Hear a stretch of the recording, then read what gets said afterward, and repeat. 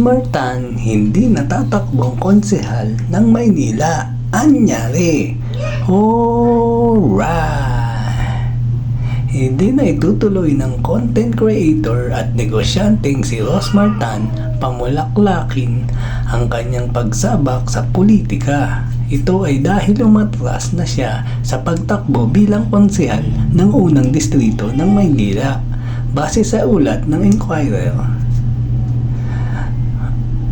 naghain niya siya ng Certificate of Withdraw ngayong araw, January 30 sa headquarters ng COMELEC sa Palacio del Gobernador Intramuros.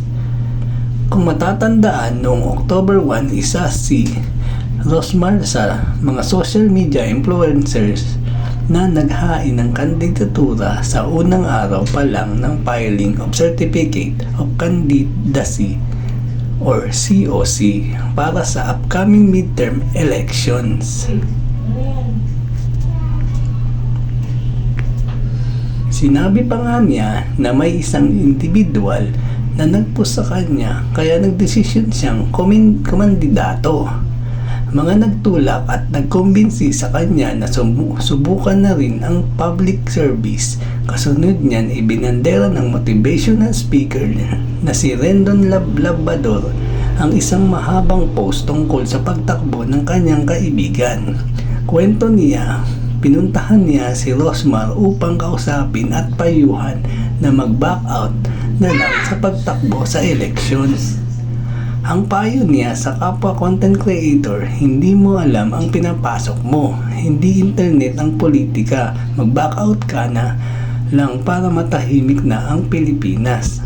Dagdag pa niya sa nasabing post, madami namang natutulungan si Rosmar kahit walang kamera. Tumutulong yan, saksi ako doon.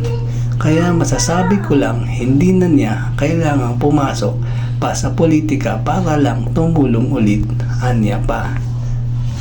As of this writing, wala pang detalye kung ano ang dahilan kung bakit hindi na itutuloy ng content creator ang kanyang pagtakbo sa 2025 midterm election.